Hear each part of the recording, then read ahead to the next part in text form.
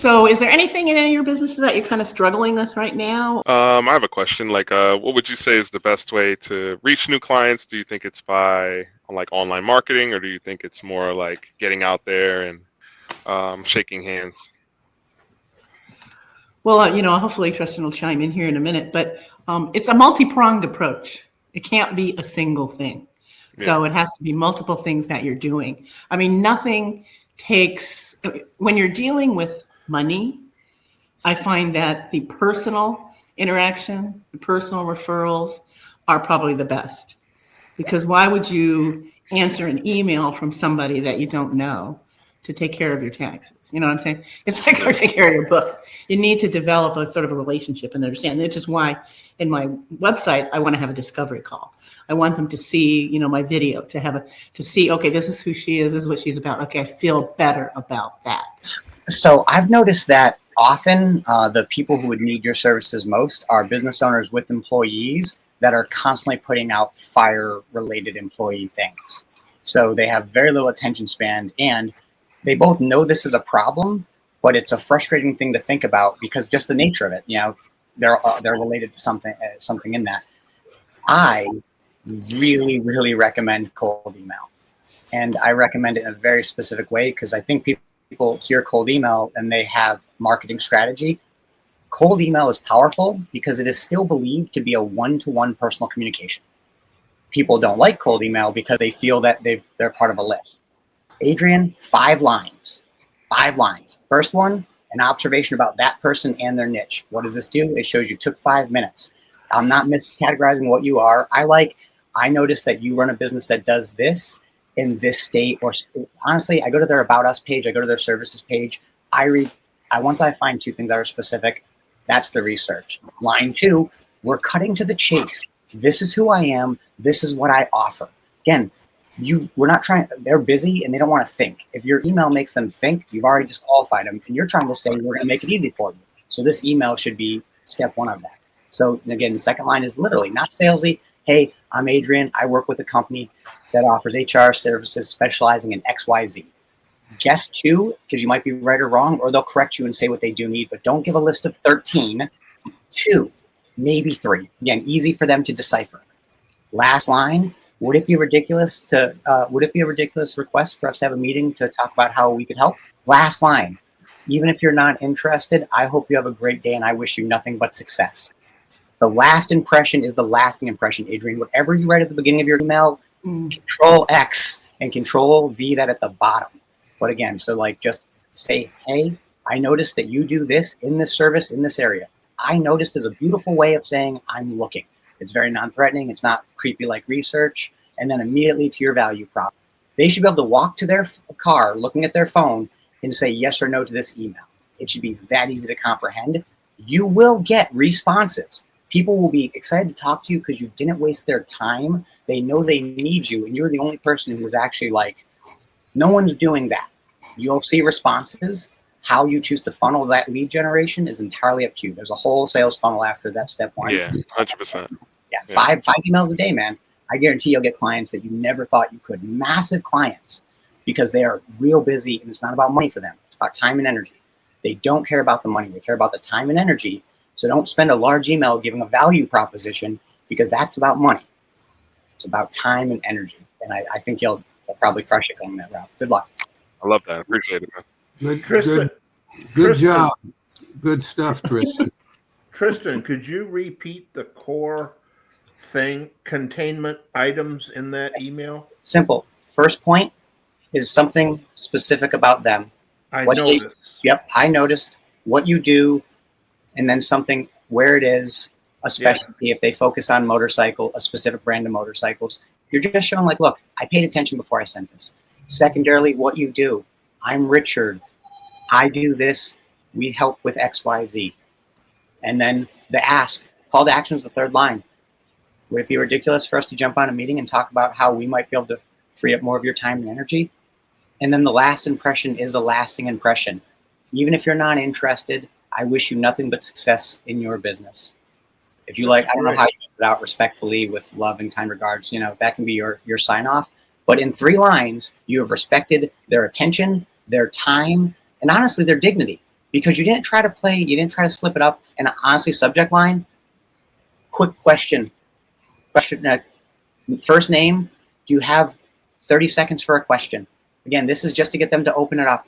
You don't want to lie and do a bait and switch. So you're just trying to get them to open it up. They're going to see 5 lines. They're going to be reading it and realizing like, oh, they already know who I am. Like, think about that line. If you're reading this, you don't have time to consider if you should shut this thing off.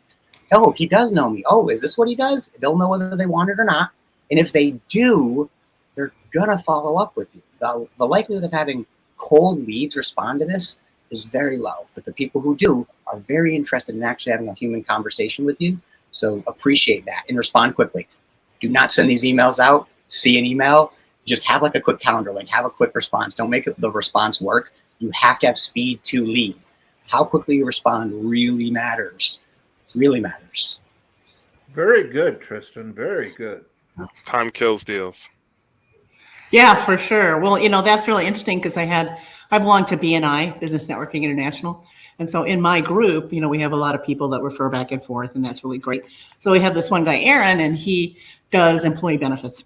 And so he was meeting with one of his clients who is here in San Diego and has 4 coffee shops and is expanding up into the Orange County and LA area. And so he realized that he needed a CFO. And so Aaron knows what I do. And so he told him about me. And so he sent me and this guy, Mark, an email introducing to each other, right? Just a little simple introduction. And so I did exactly what Tristan said. I went to his website.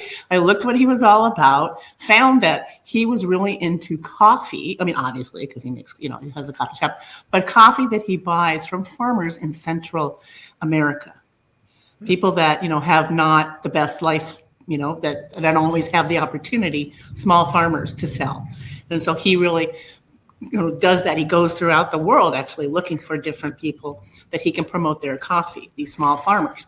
Well, I'm on the board of a nonprofit called Coffee for Kids Honduras. Now, it's not coffee that kids drink. Okay, everybody always asks that. It's coffee that a Honduran farmer has put together that we don't really sell it, but we ask for donations and we give them a pound of coffee for a donation.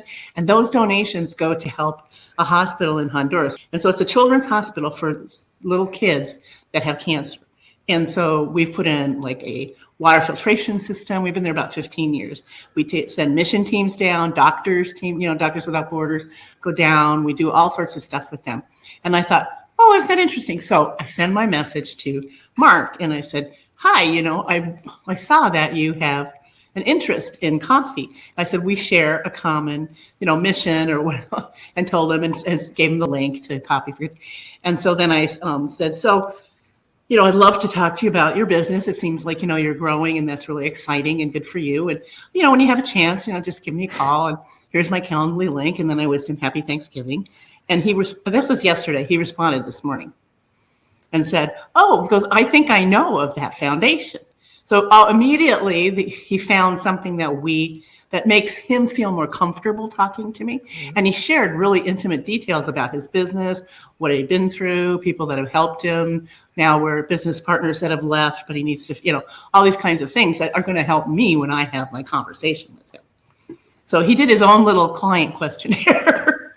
Also, Ina, you have a huge level of unrealized celebrity. I know you don't feel the sensation, but when someone is aware of you from a third-party source, the way you describe it for their, I think I do, you have no idea the influence of like how much of a halo effect you have around your head with this person as like a wild card across the board of like confidence.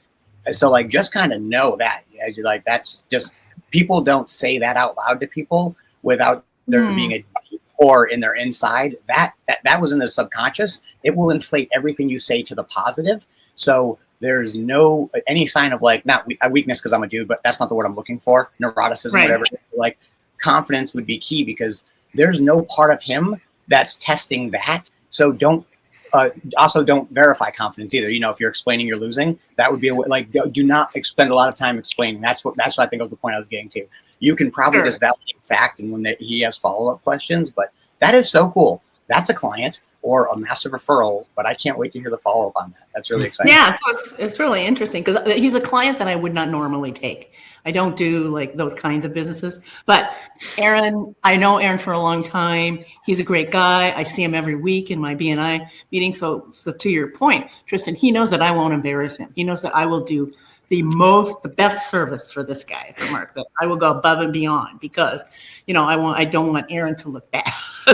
So there's all of those kinds of things. But yeah, you're absolutely right. Yeah. So, and because I really want to help people and because we have a common, mission in Central America, I just think, okay, well, maybe I might consider working with this person. Maybe I can make a difference. But if he grows enough, then he'll be somebody I'll transition off into an actual CFO that's boots on the ground type of thing. But I think eventually he'll need that. But I'm happy to help now. So, but yeah, so it was kind of cool. So it was interesting what you said, Tristan. I thought, oh yeah, my email. That's right.